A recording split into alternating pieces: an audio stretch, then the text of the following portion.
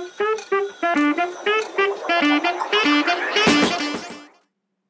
विद्यार्थियों, क्या हालचाल। तो आज हम लोग हमारे सीए फाउंडेशन का बिजनेस इकोनॉमिक्स स्टार्ट करने जाने वाले हैं। ठीक है, आई होप सो कि आप लोगों ने इकोनॉमिक्स ये सब्जेक्ट 11th और 12th में पढ़ा। 11th में आप लोगों ने पढ़ा था माइक्रो इकोनॉमिक्स एंड 11th में पढ़ा आप लोगों ने, 12th में पढ़ा आप लोगों ने मैक्रो इकोनॉमिक्स। अब हम लोग क्या करने वाले हैं, सीए फाउंडेशन में माइक्रो एंड मैक्रो का मर्जर पढ़ने वाले हैं, जिसी को यहाँ पे बोला जाता है बिजनेस इकोनॉमिक्स। ठीक है, अब बिजनेस इकोनॉमिक्स क्या होता है ये शुरू करने के पहले हम लोग सबसे पहले आज समझेंगे कि बिजनेस क्या होता है, देन समझेंगे इकोनॉमिक्स क्या होता है। एकदम बेसिक से स्टार्ट करेंगे। ठीक है, तो चलिए विदाउट वेस्ट ऑफ टाइम आज हम लोग हमारा फर्स्ट चैप्टर शुरू करते हैं। Let's begin. तो जैसा कि आप लोग स्क्रीन पे देख रहे हो, हमारा जो फर्स्ट चैप्टर है जिसका नाम है nature and scope of business economics. ठीक है, इसमें हम लोग थोड़ा सा बिजनेस इकोनॉमिक्स के बारे में पढ़ेंगे।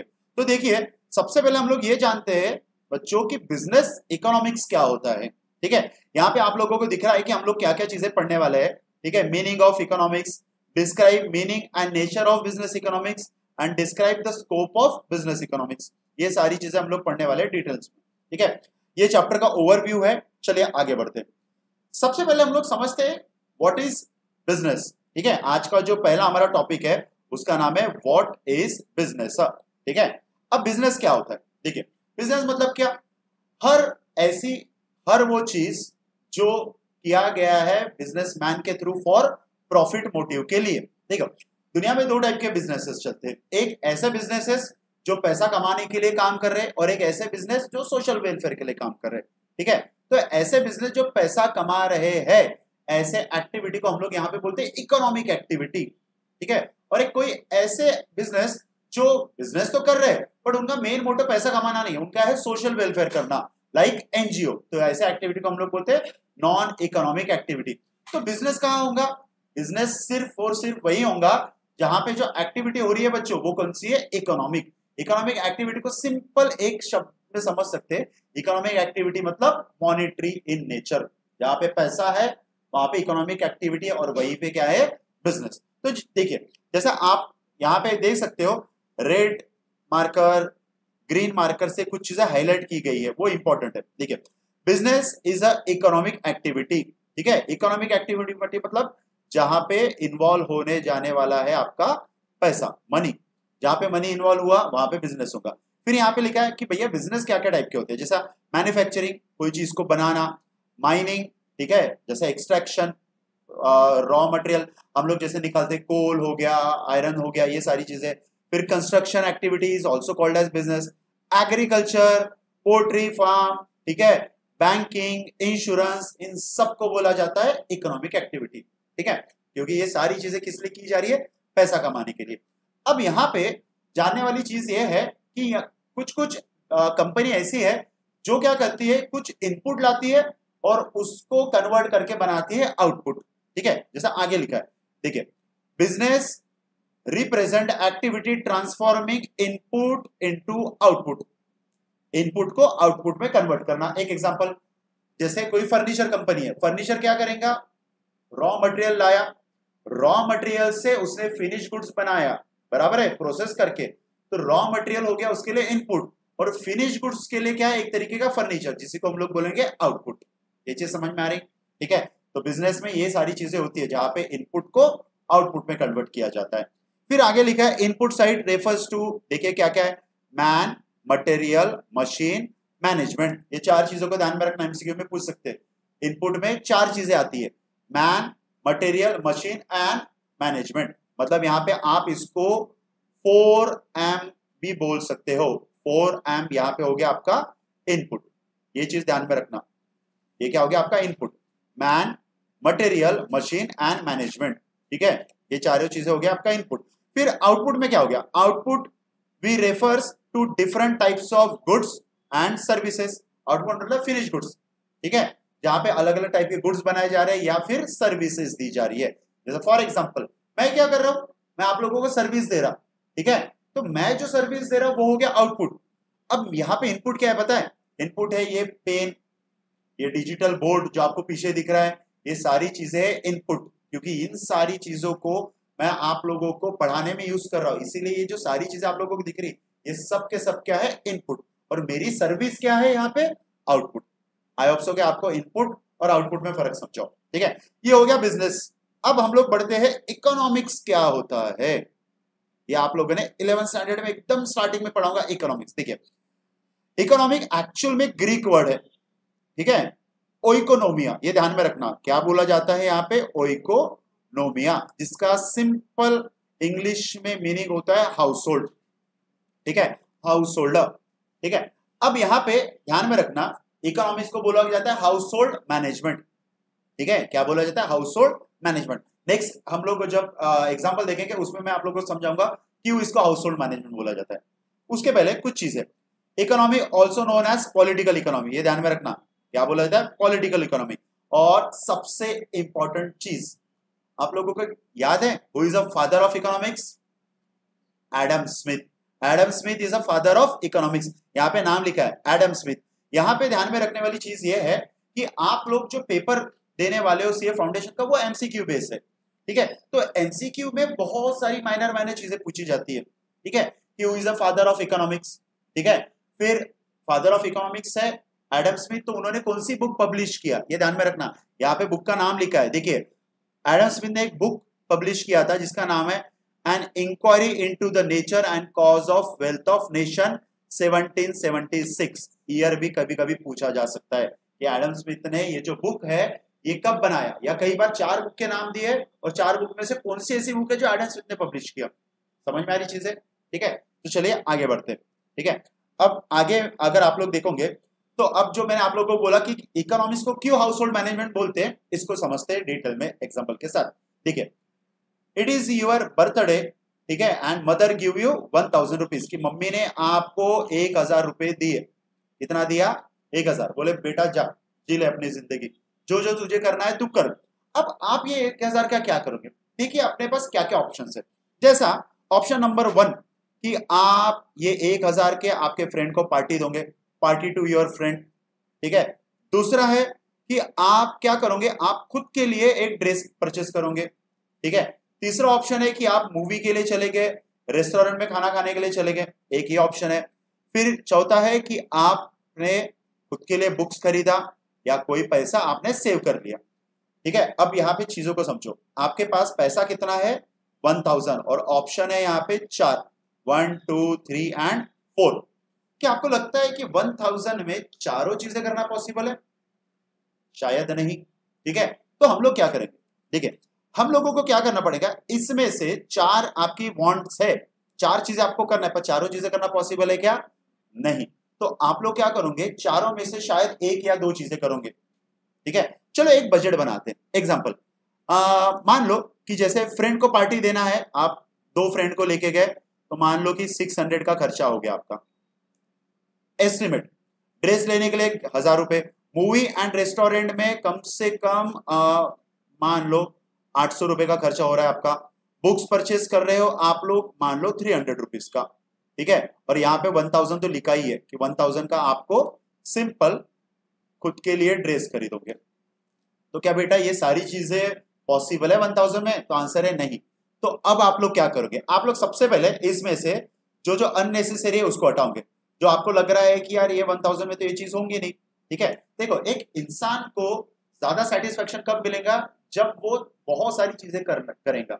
जैसे 4 वांट्स है, तो 4 में से सिर्फ 1 वांट सेटिस्फाई करने से उसको सेटिस्फेक्शन मिलेगा क्या? तो शायद नहीं। तो वो कोशिश करेगा 2 या 3 वांट्स को सेटिस्फाई करे। तो पहली चीज, अगर यहाँ पे अगर देखे 1000 का जो बजट बन रहा है वो पूरा का पूरा ड्रेस में लग रहा है, तो ये ऑप्शन तो आप लोगों ने हटा दो, पॉसिबल ही नहीं है, क्योंकि 1000 में एक चीज करोगे तो बाकी सब छूट जाएगा। अब आप बाकी की चीजें कर सकते हो क्या? तो एक्चुअल में अगर बजट देखोगे ना, देखिए ये 600, ये 800 और ये 300, ये 1000 के ऊपर ही जा रहा है, ठीक है। अब आप लोग क्या करोगे पता है, आप लोगों को 3 चीजें करना है, मतलब करना है। तो आप यहाँ पे करोगे कॉस्ट कटिंग। आप क्या करोगे कि पार्टी देना है तो भैया बड़े रेस्टोरेंट में ना लेके जाके हुए समोसा कचौरी खिला दो, बराबर है 200-300 रुपए में पार्टी हो जाती, पैसा बचा लिया। नेक्स्ट आप मूवी के लिए लेके गए रेस्टोरेंट के लिए, तो मूवी बहुत हाई फाई ना देखते हुए सस्ती सुंदर टिकाऊ देखो, ऐसे थिएटर में जाओ जहाँ पे सस्ते में टिकट मिल जाती है, बराबर है। तो मान लो 800 के जगह आपको लग गया यहाँ पे 500 रुपए का खर्चा, ठीक है। अब देखो, अब 1000 में से 300 यहां गए, 500 यहां गए, अब बचे 200। तो आप क्या करोगे कि आपके पास दो ऑप्शन है, या तो बुक परचेस करो या सेव करो। अब बुक परचेस करने की बात रही तो आप पेरेंट्स को भी बोल सकते हैं, पेरेंट्स मना थोड़ी ना करेंगे। तो आप क्या करोगे, यहाँ पे जो बचे हैं 200 रुपए वो शायद यहाँ पे सेव कर लेंगे। इसका मतलब आपने 1000 में यहाँ पे तीनों चीजें फुलफिल कर लिया। आपने पार्टी भी दे दिया, मूवी भी लेके चले गए और 200 रुपए बचा भी दिए। यही चीज यहाँ पे हम लोगों को सिखा था इकोनॉमिक्स। इकोनॉमिक्स बोलता है ह्यूमन वांट्स आर अनलिमिटेड। देखिए यहाँ पे लिखा है human wants are unlimited but means to satisfy unlimited wants are relatively scarce. मतलब कि human wants are unlimited and resources are limited. यहाँ पे चीजों को समझो, यहाँ पे ये जो वर्ड बोला है मीन्स, ठीक है, मीन्स का मतलब है यहाँ पे रिसोर्स, ध्यान में रखना, रिसोर्स, रिसोर्स आर लिमिटेड। अब यहाँ पे रिसोर्स मतलब आपके लिए जो रिसोर्स है वो है यहाँ पे मनी, ध्यान में रखना, क्या है, मनी, मनी, ठीक है। एंड स्केयर का मतलब होता है यहाँ पे लिमिटेड, ठीक है, लिमिटेड, ये चीज ध्यान में रखना। कमी, किसी भी चीज की कमी, उसको बोला जाता है स्केयर, स्केयर रिसोर्स, ठीक है। तो human wants are unlimited but resources are limited. तो हम लोग क्या करते हैं, हम लोग कम से कम पैसों में ज्यादा से ज्यादा वांट सेटिस्फाई करने की कोशिश करेंगे। तो इसके लिए हमको अल्टरनेटिव वे देखना पड़ेगा। चलिए, आई होप सो कि आपको ये समझाओ, ठीक है। फिर यहाँ पे बहुत सारी चीजें लिखा है, देखिए, scarce resource allocate to satisfy, ठीक है, कंपीटिंग अनलिमिटेड वांट्स। जो चीजें मैंने बोला वही चीजें यहाँ पे लिखी है, ठीक है। टू और मोर इंपॉर्टेंट, ठीक है, concern to modern economics not fulfil cover by this concept. मतलब सारी की सारी चीजें यहाँ पे फुलफिल करना पॉसिबल नहीं है, तो आप कम चीजें करोगे बट बेस्ट करोगे, ठीक है। ये था इकोनॉमिक्स का मीनिंग। हम लोगों ने दो चीजें पढ़ा, देखिए, हम लोगों ने पहले पढ़ा व्हाट इज बिजनेस और सेकंड हम लोगों ने पढ़ा व्हाट इज इकोनॉमिक्स, ठीक है। अब हम लोग आगे बढ़ते हैं थोड़ा सा, ठीक है, आगे बढ़ते हैं। अब हम लोग क्या करते हैं, बिजनेस पढ़ा, इकोनॉमिक्स पढ़ा, अब दोनों को मर्ज करके पढ़ते हैं हम लोग बिजनेस इकोनॉमिक्स क्या होता है। चलिए देखते हैं। तो आप पेज पे देख सकते हो बिजनेस इकोनॉमिक्स का मतलब, देखिए, business economics may be defined by use of economic analysis to make a business decision involve and the best use of organization scarce resource known as managerial economics। Business economy को managerial economics भी बोला जाता है। अब managerial economy मतलब manage करना, किसी भी चीज को मैनेज करना। अब यहाँ पे क्या मैनेज करना है, सिंपल, यहाँ पे रिसोर्स को मैनेज करना है। देखिए यहाँ पे लिखा है, ठीक है, ऑर्गेनाइजेशन स्केयर रिसोर्स। ये चीज को थोड़ा समझिए, इसका मतलब क्या हुआ, ठीक है। देखिए यहां पे लिखा है ऑर्गेनाइजेशन स्केयर रिसोर्स।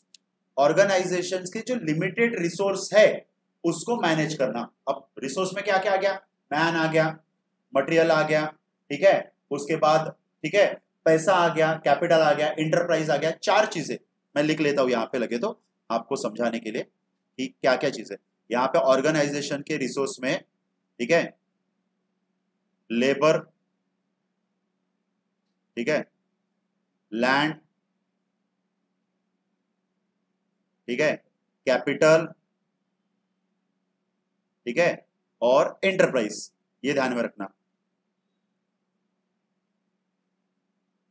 एंटरप्राइज, ये चार चीजें आ गई। इसको बोला जाता है लिमिटेड रिसोर्स, सॉरी, इसको बोला जाता है रिसोर्सेस, ठीक है। तो ऑर्गेनाइजेशन के पास चार तरीके के रिसोर्स है, land, labour, capital and enterprises. इसी को बेटा बोला जाता है फैक्टर ऑफ प्रोडक्शन। ये चीज भी आप नोट डाउन कर लो, ठीक है। इसको एक्चुअल में अगर आप लोग पढ़ोगे कभी फ्यूचर में तो इसी को बोला जाता है factor of production, factor of production. मतलब ऐसे फैक्टर जो प्रोडक्शन करने में काम में आते हैं, ठीक है। तो हम लोगों को बिजनेस इकोनॉमिक्स में क्या करना है, चार फैक्टर है, लैंड, लेबर, कैपिटल, एंटरप्राइजेस। इसको सही से कैसे मैनेज करना, यही चीज हमको सिखाता है यहाँ पे बिजनेस इकोनॉमिक्स। चलिए आपको समझाओ। फिर यहाँ पे लिखा है John Dean define a business economics. MCQ में पूछा जा सकता है, किसने डिफाइन किया है, जॉन डेन। इकोनॉमिक्स को किसने डिफाइन किया है, एडम स्मिथ। दोनों अलग अलग है, ध्यान में रखना, ठीक है, एमसीक्यू में पूछा जा सकता है। देखिए economy, business economy in terms of use of economic analysis in formulate a business policies. Business policy का मतलब क्या होता है? बिजनेस के रूल्स एंड रेगुलेशंस को बनाना। तो बिजनेस इकोनॉमी मतलब मैनेजरियल इकोनॉमी, मैनेजरियल इकोनॉमी मतलब बिजनेस के लिए कुछ ऐसे पॉलिसी बनाए जिसमें कम से कम रिसोर्स में हम लोग ज्यादा से ज्यादा प्रोडक्शन कर पाए। ये चीज समझ में आ रही? ठीक है, चलिए बच्चों आगे बढ़ते हैं। अब यहाँ पे दो इंपॉर्टेंट चीज है, नेचर ऑफ बिजनेस इकोनॉमिक्स, जो मैंने आप लोगों ने 11th स्टैंडर्ड में पढ़ा है, माइक्रो एंड मैक्रो। ठीक है, एक बार रिवाइज कर लेते हैं। माइक्रो में, अगर मैक्रो में, और आप सिंपल अगर वर्ड का फर्क देखोगे तो यहाँ पे अगर आप माइक्रो देखोगे तो माइक्रो में एक सिंपल वर्ड है, ठीक है, आई, ठीक है, और यहां पे है ए। ठीक है, अब यहां पे आई, आई स्टैंड्स फॉर, ध्यान में रखना, आई stands for individual, I stands for individual. And macro में जो ए है, ए stands for aggregate, A stands for aggregate. ठीक है, तो माइक्रो इकोनॉमी मतलब इंडिविजुअल इसकी इकोनॉमी, एंड मैक्रो इकोनॉमिक्स मतलब एग्रीगेट। ठीक है, नहीं समझ में आ रहा? चलो एग्जांपल से समझते हैं। ठीक है, यहां पे लिखा भी है, micro economy study of behaviour of different individual, और मैक्रो में देखिए क्या लिखा है, स्टडी ऑफ ओवरऑल, ओवरऑल मतलब एग्रीगेट। एक एग्जांपल से समझते हैं। देखिए इंडिया में नहीं, क्या अलग अलग सेक्टर्स है, ठीक है, अलग अलग सेक्टर है प्रोडक्शन करने के। जैसा एक हो गया फार्मा, जो मेडिसिन बनाता है, फार्मा सेक्टर, ठीक है, आईटी सेक्टर, ठीक है, होटल सेक्टर, होटल इंडस्ट्री, ठीक है, उसके बाद एजुकेशन एक सेक्टर है, बहुत बड़ा सेक्टर है एजुकेशन आज के टाइम पे, एजुकेशन, ठीक है, और मान लो कि कोई सीमेंट इंडस्ट्री है, सीमेंट सेक्टर, सीमेंट, एग्रीकल्चर, ठीक है, ऐसे बहुत सारे सेक्टर है, एग्रीकल्चर। ठीक है, अब सुनो, माइक्रो और मैक्रो में कैसे ध्यान में रखना। Micro means a study of individual unit and macro means study of overall. इसका मतलब क्या हुआ कि देखिए, अगर इंडिया में हम लोग ये सेक्टर्स की बात करें, 1 2 3 4 5 6, अगर 6 सेक्टर है, वैसे तो 6 से ज्यादा है, मान के चले 6 सेक्टर है। अब हम लोगों को देखना है कि इंडिया में ये जो 6 सेक्टर है, इसमें से एजुकेशन सेक्टर कैसा परफॉर्म कर रहा है। ठीक है, मतलब हम लोग स्टडी किसका कर रहे हैं, हम लोग स्टडी कर रहे हैं सिर्फ और सिर्फ एजुकेशन सेक्टर का। तो जब हम लोग 6 सेक्टर में से सिर्फ एक सेक्टर का स्टडी कर रहे हैं, इसको हम लोग बोलेंगे स्टडी ऑफ माइक्रो इकोनॉमिक्स। ये चीज समझ में आ रही? दूसरा, अगर हम लोग देखोगे कि पूरा का पूरा इंडिया परफॉर्म कैसा कर रहा है, मतलब इंडिया के जितने भी सेक्टर है, hotel, pharma, IT, agriculture, cement, education, ये सारे के सारे सेक्टर कैसे परफॉर्म कर रहे हैं, इसका मतलब स्टडी ऑफ मैक्रो इकोनॉमिक्स। तो सिंपल, 6 में से एक सेक्टर का स्टडी करना called as micro economic study, and पूरे के पूरे सेक्टर का स्टडी करना कॉल्ड एज मैक्रो इकोनॉमिक्स। ये चीज समझ में आ रही? ठीक है, अब यहां पे वैसे तो लिखा नहीं है, बट मैं आप लोगों को बता दूं कि माइक्रो इकोनॉमिक्स जो है, इसको स्लाइसिंग मेथड भी बोलते हैं, स्लाइसिंग मेथड। ठीक है, स्लाइसिंग मेथड और वैल्यू क्रेडिट। ठीक है, ये ध्यान में रखना। और मैक्रो इकोनॉमिक्स को क्या बोलते हैं? Lumping method, lumping method, correct, income and employment theory भी बोलते हैं। ठीक है, देखिए, micro economics called as slicing method और लंपिंग। अब इसको भी सिंपल इसमें मैं बताता हूं। स्लाइस करना मतलब क्या करना, टुकड़े करना। जैसे अभी गर्मी का अगर सीजन चल रहा है तो मैंगो, ठीक है, मान लो ये मैंगो है। अब मैंगो क्या कर रहे हो, आपको मैंगो काट के खाना है, तो आपने स्लाइस किया, एक टुकड़ा किया, 2 टुकड़े किए, तीसरा टुकड़ा, चौथा टुकड़ा, बराबर है। तो आप ये जो पूरे मैंगो है, इसके टुकड़े टुकड़े कर रहे हो, मतलब आप क्या कर रहे हो, स्लाइस, बराबर है। तो माइक्रो इकोनॉमिक्स में भी तो हम लोग वही कर रहे हैं ना। अगर ये पूरा सेक्टर मैंगो है और हम लोग सिर्फ एक टुकड़ा अलग निकाला एजुकेशन, मतलब क्या किया हम लोगों ने, स्टडी ऑफ इंडिविजुअल, क्या किया अपन ने, एक तरीके का स्लाइस। तो किसी भी चीज का स्लाइस कर निकालना, पूरे इकट्ठे में से स्लाइस निकालना अलग से, ठीक है, इसी को बोला जाएगा माइक्रो। और लंपिंग का मतलब होता है लमसम, मतलब एग्रीगेट करना, पूरे स्लाइस को मिला दो, पूरे टुकड़े जो किए उसको इकट्ठा कर दो, तो ये हो गया एग्रीगेट, और इसी को बोला जाता है मैक्रो इकोनॉमिक्स। समझ में आ रहा है चीजें आप लोगों को? चलिए आगे बढ़ते हैं। ठीक है, फिर यहां पे लिखा है नेचर ऑफ बिजनेस इकोनॉमिक्स। ठीक है, कि भैया बिजनेस इकोनॉमिक्स क्या होता है। जैसे यहाँ पे लिखा है business economy is a science, ठीक है, बेस्ड ऑन माइक्रो इकोनॉमिक्स, ठीक है। फिर यहाँ पे लिखा है corporate element of micro analysis करने में इकोनॉमिक्स मदद करता है, theory of market and private enterprises में मदद करता है, ठीक है। फिर लिखा है नॉर्मेटिव इन नेचर, ठीक है, ये ध्यान में रखना, नॉर्मेटिव, ठीक है। नॉर्मेटिव में यहाँ पे बोला जाता है डिस्क्रिप्टिव इन नेचर, डिस्क्राइब करना किसी चीज को, इसको बोला था नॉर्मेटिव। एक काम करते हैं, इसको आगे बढ़ते हैं हम लोग, आने वाले टाइम पे इसको एक साथ ही पढ़ लेते हैं हम लोग, ठीक है। तो चलिए लास्ट टॉपिक है हमारा वैसे आज, ठीक है, जिसका नाम है इकोनॉमिक्स वर्सेस बिजनेस इकोनॉमिक्स। देखिए क्या फर्क है, इंपॉर्टेंट है। इकोनॉमिक्स में हम लोगों को क्या पढ़ाया जाता है, देखिए it's involve framing of economic principle, और यहाँ पे लिखा है it's involve application of economic principle. अब framing of economic principle and application of economic principle में क्या फर्क है। फ्रेमिंग करना मतलब किसी चीज को बनाना, क्रिएट करना मतलब पॉलिसी बनाना, बराबर है। तो इकोनॉमिक्स में हम लोगों को पॉलिसी कैसे बनाना बिजनेस का ये पढ़ाया जाता है, और बिजनेस इकोनॉमिक्स में वो पॉलिसी को अप्लाई कैसे करना है ये पढ़ाया जाता है। ये चीज समझ में आ रही। फ्रेमिंग मतलब किसी चीज को क्रिएट करना, और या एप्लीकेशन मतलब इसको अप्लाई करना, ठीक है। नेक्स्ट यहाँ पे बोला है कि इकोनॉमिक्स में हम लोगों को माइक्रो एंड मैक्रो दोनों चीजें हम लोगों को पढ़ते हैं हम लोग, बट बिजनेस इकोनॉमिक्स में हम लोग यहाँ पे क्या पढ़ रहे हैं, सिंपल माइक्रो इंडिविजुअलिज्म, ठीक है। फिर नेक्स्ट यहाँ पे बोला है the fulfil of need of individual as well as entity, और यहाँ पे प्रॉपर डिसीजन मेकिंग, यहाँ पे नीड्स को फुलफिल किया जाता है इकोनॉमिक्स में, और यहाँ पे प्रॉपर डिसीजंस मेकिंग किया जाता है, क्योंकि आप पॉलिसी को अप्लाई कर रहे हो, अप्लाई करने के लिए आपको क्या लेना है, एक तरीके का डिसीजन, ठीक है। नेक्स्ट यहाँ पे बोला है positive and normative in nature, ठीक है, और यहाँ पे बोला है, ठीक है, यहाँ पे लिखा है नॉर्मेटिव इन नेचर। अब positive and normative in nature को एक सिंपल इसमें मैं बताने जा रहा हूं, ठीक है। पॉजिटिव और नॉर्मेटिव, ठीक है, जैसे मान लो कि आप पॉजिटिव को जनरली जो बोला जाता है वो बोला जाता है डिस्क्रिप्टिव इन नेचर, ये ध्यान में रखना। पॉजिटिव को क्या बोला जाता है, डिस्क्रिप्टिव,